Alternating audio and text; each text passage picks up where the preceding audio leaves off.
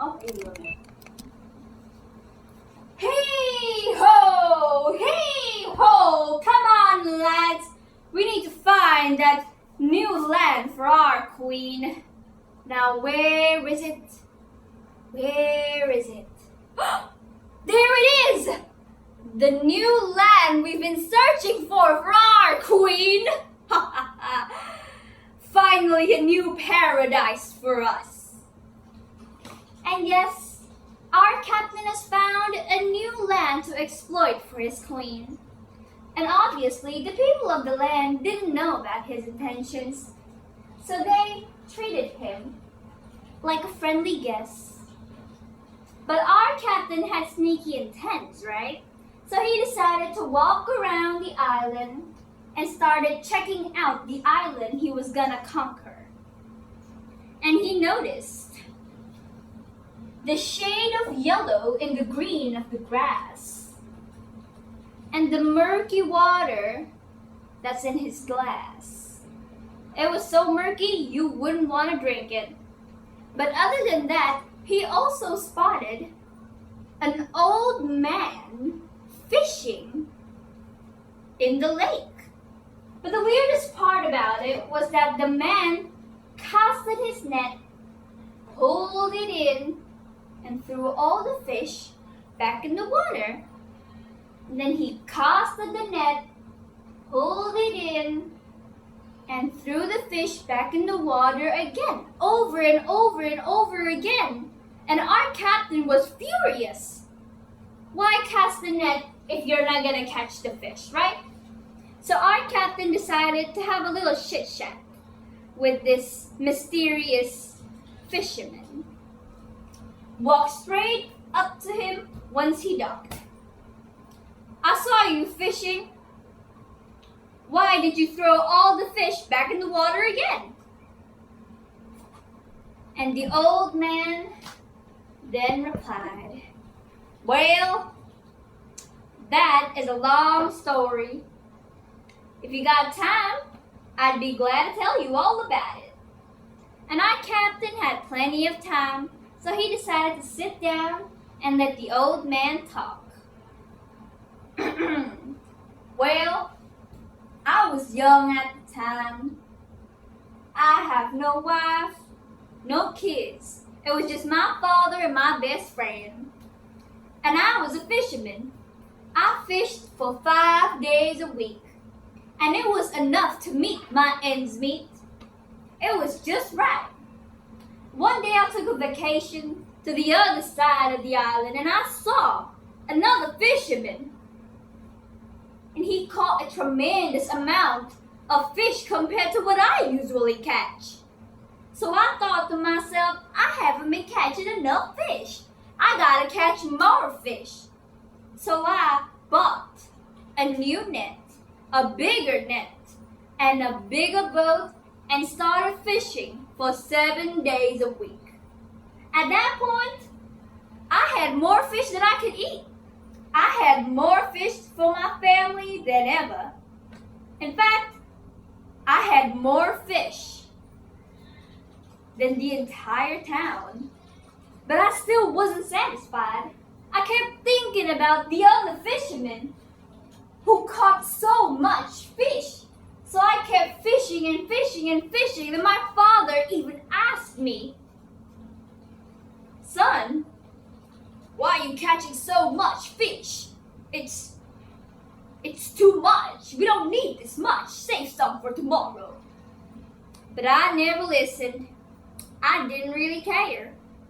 I kept fishing and fishing and fishing. And one day, one of the dead fish in my bucket fell back in the water. And I noticed dead fish float.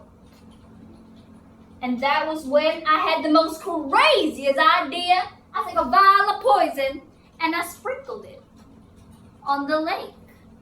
And I waited for a while. Soon enough, fish were floating. And I was so happy I had found a new way to fish. But my best friend saw me and she warned me, did you just spread toxins into the lake? That's not really good. I mean, that's really, really bad. Like, for health and for the lake itself, you know? But I never listened to her. Hell, I wouldn't listen to anybody. I was just so happy that I had found a new way to catch fish. So I kept on doing it. I sprinkled more and more and more toxins, and I did that 7 days a week. And I had a lot of fish. So much fish, more than my country even probably needed. But I didn't want to stop. And I was so happy with this new method that I didn't even realize that my customers, my father, my neighbors were getting sick. I didn't notice at all. I didn't really care. One day, I sprinkled the vial of poison and there was no fish and I didn't know why. And I told my father about all I've been doing to the lake, and you know what he said? Son, others will pay for what you've done too. And yeah, he was quite sick at the time. Soon enough, scientists started coming from the city. And I also noticed about that time, the cities were getting quite environmentally active. So scientists came and I was arrested by the police and I was held for years. And when I got out, I noticed what I'd done wrong, that the toxins were wrong. But I came to the fisherman at the other side of the town, the other side of the island, and I realized he was fishing in the sea. And now I'm here. Now I'm back with my lake fishing my fish. Now if you excuse me, Captain, I'd like to go back to my fishing. And so the captain watched as the man returned to his boat, casted his net, threw away all the fish, and did it again. He casted the net, and casted the net, and casted the net. And so the captain said, well, that would explain the defiled lake and the horrible grass around here. But he decided to check the water. And then his guide yelled, no! Don't do that, Captain. You should never ever touch the water. There's so much toxic in there, you don't want to touch it.